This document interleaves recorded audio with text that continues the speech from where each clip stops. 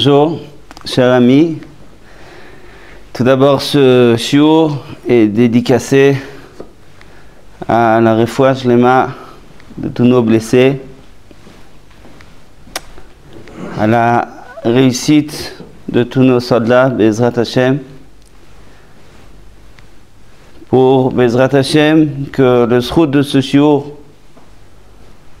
donne du srout à tous ceux qui sont captifs, qui reviennent, et que ce shiur soit aussi l'Elui Nishmat, toutes les personnes que nous avons perdues à Simchat Torah.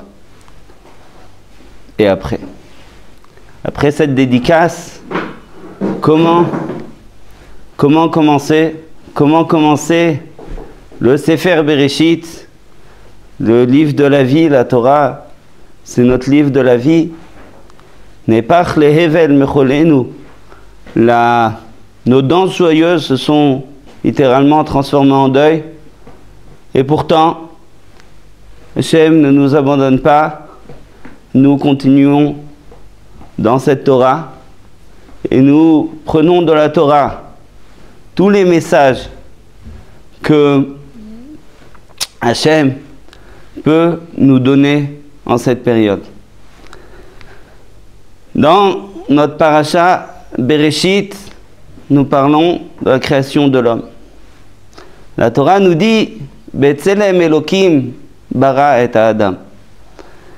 Nase Adam Betzelmenu bidmutenu. Et après écrit Betzelem Elokim bara et Adam. L'homme a été créé dans le moule d'Akadosh Baruch Hu, Kidmutenu, à l'image d'Akadosh Baruch Hu, de Dieu. Nous expliquerons plus tard ce que ça veut dire. En tout cas, Betzelem Elokim bara et Adam. La Mishnah dans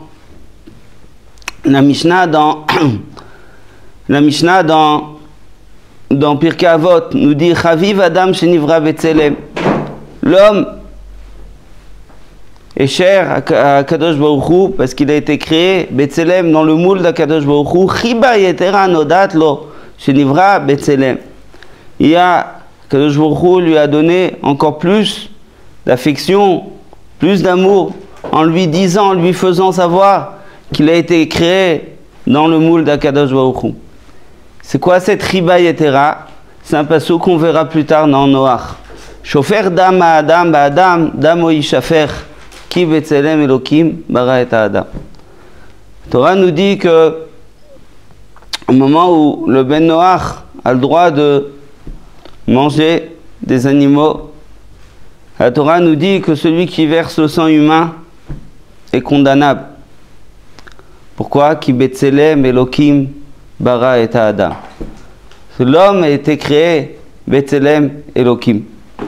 Donc le fait de condamner l'homme qui tue, eh bien, c'est un signe d'importance que Akadosh Baruch Hu donne à l'homme parce qu'il a été fait Betzelem Elokim. Et donc, de ce pasouk, la Torah nous dit, la Mishnah dans Shabbat, la Gemara dans Shabbat dit par exemple que Ki Betzelem Elokim bara et Adam, c'est pas seulement une halakha pour celui qui tue, mais c'est une injonction de cultiver notre Tselem Elokim. Par exemple, Hillel avait l'habitude de se laver la figure, il faisait une mitzvah parce qu'il avait son Tselem Elokim. Lorsqu'on voit une telle barbarie, quand on voit des choses tellement inhumaines, ou qu'on entend, on n'a pas besoin de voir. Mais la première chose qu'on dit, c'est que eux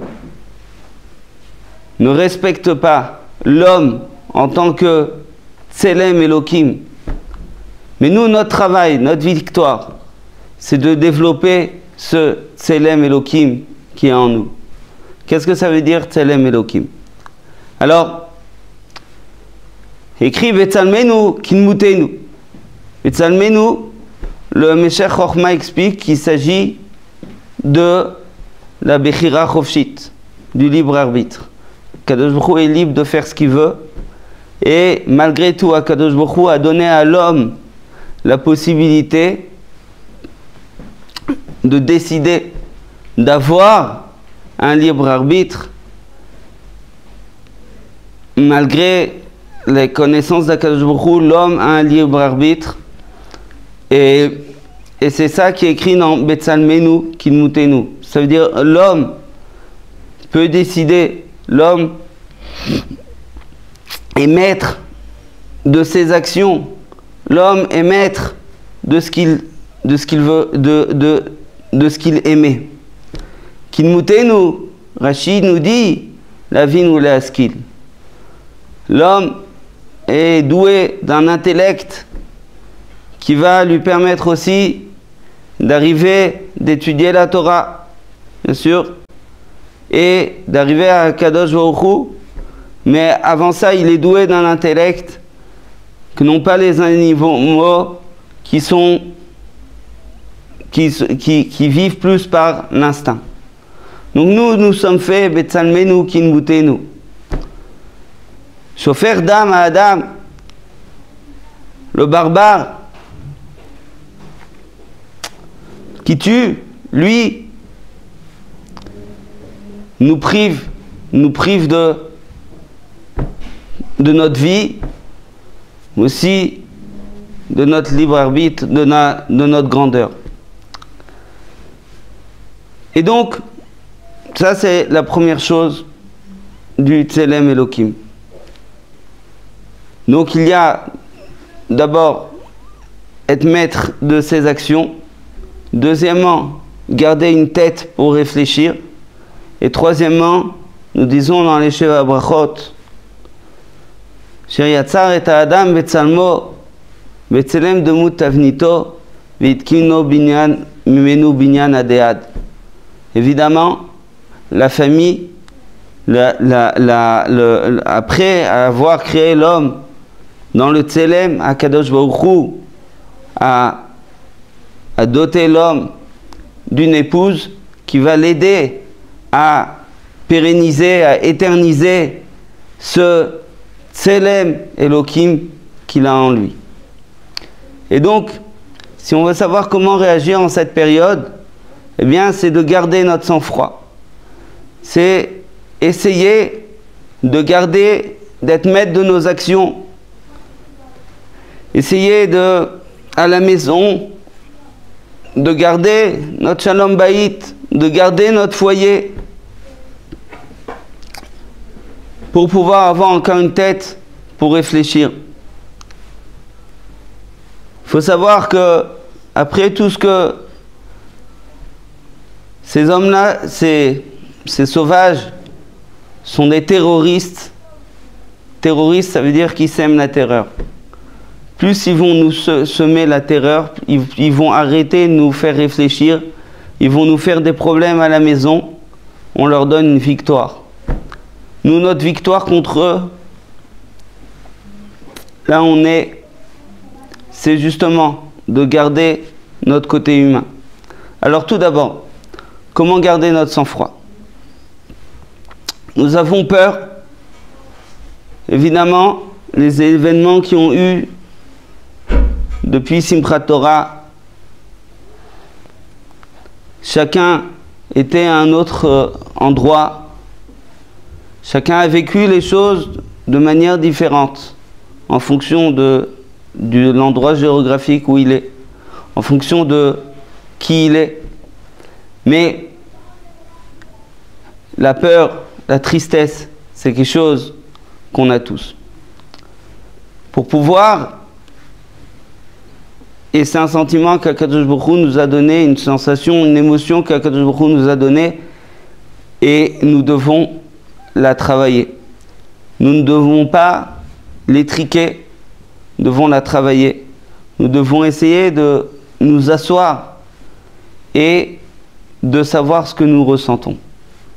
La peur, par exemple, lorsqu'il y a la colère, par exemple, si vous avez la colère, La colère, c'est une réaction première, c'est un sentiment premier. Mais la colère cache derrière elle, peut cacher d'autres choses. Par exemple, une colère qui provient du fait que j'ai eu honte. Il y a une colère qui peut venir du fait que j'ai été déçu de quelque chose. La colère peut venir du fait que j'ai été maltraité. C'est-à-dire que après cette première réaction de peur ou de tristesse, il y a toujours quelque chose derrière. Et là, c'est important de pouvoir l'écrire. Ça veut dire ou l'écrire ou de pouvoir le dire, pouvoir avoir des mots à mettre. La peur, ça peut être une inquiétude sur le futur. Ça peut être un sentiment de non-existence. Ça peut être la peur de ne plus avoir à manger. Ça peut être la peur du fait que je suis impuissant. Et chez chacun, cette peur, elle s'exprime autrement. Pour pouvoir rester maître de moi-même, maître de mes sentiments, maître de mon intellect, eh bien j'ai besoin d'abord de mettre ces choses par écrit.